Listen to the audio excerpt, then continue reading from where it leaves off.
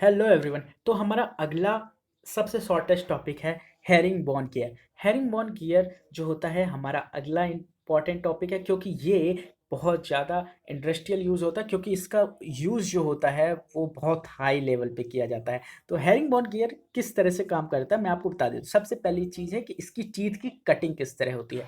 आप यदि देख पा रहे हो तो हेरिंग बोन गियर में इसके टीथ जो होते हैं वो इस तरह से कट हैं, ठीक है। मतलब एक लेफ्ट हैंड टीथ और एक राइट हैंड टीथ को मिला दिया गया है दोनों पॉइंट पे, और इनके बीच में कोई एक्सियल स्पेस नहीं छोड़ा गया, कोई रेखी कोई यहाँ पे एक्सिस पे, इस एक्सिस पे कोई जगह नहीं छोड़ी गई। जैसे डबल हेलिकल गियर में यहाँ पे ऐसे मिलाते थे एक टीथ और यहाँ पे ऐसे मिलाते थे और बीच में ग्रुप बना हुआ रहता था, है ना। यहाँ पर ऐसा कुछ भी नहीं है। यहाँ पर जो एडिशनल एक्सल लोड है उसको लोड करने की कैपेसिटी इन गियर्स की बहुत ज़्यादा होती है। और इसको हेरिंग बॉन क्यों कहते हैं? हेरिंग बॉन का मतलब होता है मछली के हड्डी जैसी जिसकी संरचना हो। तो आप इसको देखेंगे तो ये मछली की हड्डी जैसी संरचना है इसकी, है कि नहीं। तो इसलिए इसे हेरिंग बोन गियर कहते हैं। तो हेरिंग बोन गियर के बीच में एक तो कोई ग्रूव नहीं होता, दूसरा जो एक्सल लोड होता है वो पैदा नहीं होता। जैसा हमारा डबल हेलिकल गियर में एक्सल लोड को कैंसिल करने की कैपेसिटी होती थी, वैसे इसमें भी है ना। यहाँ पे कोई थ्रस्ट बियरिंग की आवश्यकता नहीं होती। जैसे हमारे डबल हेलिकल गियर में कोई थ्रस्ट बियरिंग नहीं लगती थी, इसमें भी कोई थ्रस्ट बियरिंग नहीं लगती, है ना। और सबसे बड़ी बात कि ये बहुत कॉस्टली होता है। इसका जो डिज़ाइन होता है वो बहुत कॉस्टली होता है। इसको बनाने की प्रोसेस बहुत कॉस्टली होती है, क्योंकि इसे नॉर्मल हम हॉबिंग प्रोसेस से नहीं बना पाते, क्योंकि ये हॉबिंग ऑपरेशन से नहीं हो पाता। इसमें केवल इतना ही ऑपरेशन ईजी नहीं पड़ता। इसके लिए बड़े गियर शेपर्स का उपयोग किया जाता है, और ये जो है बहुत ही आप कह सकते हैं बहुत ही टेक्निकल, जिसके पास नॉलेज होता है या जिन कंपनियों के पास टेक्निकल एडवांटेज होते हैं इन्हें बनाने के लिए, वो ही इसका निर्माण कर पाती है।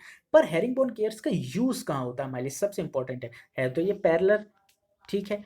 ये एक गियर ए एक गियर ये दोनों शाफ्ट इसकी एक दूसरे के पैरेलल हैं, ये इस पॉइंट पर मैशिंग कर रही हैं। इसका यूज़ हम करते हैं स्टीम टरबाइन्स में। जी हाँ, ये बहुत बड़े गियर्स होते हैं, छोटे भी हो सकते हैं। बड़े गियर्स होते हैं, इनका उपयोग हम स्टीम टरबाइन्स में करते हैं। स्टीम टरबाइन्स में पावर को ट्रांसमिट करने के लिए यदि हम जिस गियर का यूज़ कर रहे हैं तो वो हेरिंगबोन गियर होगा, क्योंकि बहुत ही इफ़िशिएंट गियर होते हैं, है ना। और कोई बड़ी शांति से काम करते हैं, और कोई थ्रस्ट नहीं पैदा होता, और हाईएस्ट लोड या हाई लोड ले सकते हैं लेस वाइब्रेशन के साथ, और बहुत ग्रेजुअली काम करते हैं ना। बहुत आराम से इनके तीत एक दूसरे के साथ मैच होते हैं और बहुत ग्रेजुअली काम होता है।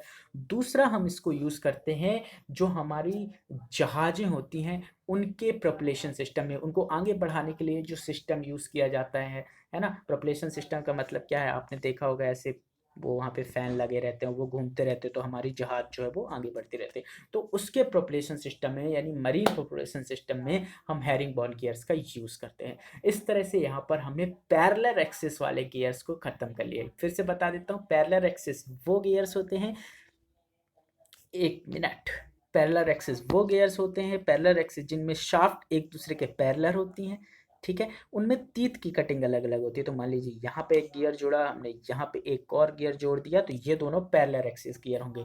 यदि इनमें तीत हम स्ट्रेट काटते हैं ऐसे, तो ये हमारा स्पर गियर होगा, स्ट्रेट कटिंग वाला, स्ट्रेट टीथ वाला स्पर गियर। यदि हम इसके टीथ को सीधा न काट करके ऐसे किसी एंगल पे काट देते हैं, तो ये हमारा हेलिकल गियर हो जाएगा।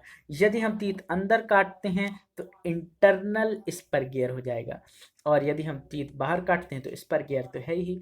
यदि हम टीथ को कोई डायरेक्शन दे देते हैं, यदि मान लीजिए हम दो टीथ को उल्टा और मतलब ऐसे लेफ्ट हैंड और राइट हैंड में करते हैं, तो हमारा वो डबल हेलिकल गियर। और यदि हम इसी टीथ को दोनों पार्ट्स को जोड़ देते हैं तो वो हमारा हैरिंगबोन गियर बन जाता है। सबकी लोडिंग कैपेसिटी ग्रेजुअली बढ़ती रहती है। और सबसे इम्पोर्टेंट है हमारा रैक एंड पिनियन गियर, जो कि हमारे स्टीयरिंग सिस्टम में यूज़ होता है। तो वो कैसे काम करता है, वो इस तरह से काम करता है कि ऐसा एक हमारे पास पिनियन होता है, और पिनियन के नीचे रैक जुड़ा होता है। तो पिनियन जब हमारा घूमता है तो रैक में बने जो तीत होते हैं उनको वो ढकेलता है आगे, तो दोनों की डायरेक्शन एक जैसी होती है और दोनों एक ही डायरेक्शन में आगे बढ़ते हैं।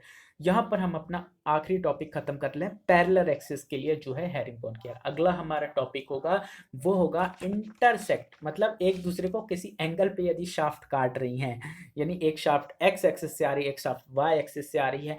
इम, इसको आप इस तरह से समझे कि दो शाफ्ट अलग अलग डायरेक्शन से आ रही हैं और वो किसी एंगल पर एक दूसरे को काट रही हैं, एक्सेप्ट 0 डिग्री और 180 डिग्री। तो वहाँ पर जो गियर्स हम यूज़ करेंगे इंटरसेक्टिंग शाफ्ट के लिए वो अलग होंगे, उन्हें हम, वो गियर्स होते हैं बीवल गियर्स। ठीक है, तो हम बीवल गियर्स को अगले टॉपिक पर पढ़ेंगे। Thank you very much, have a nice day.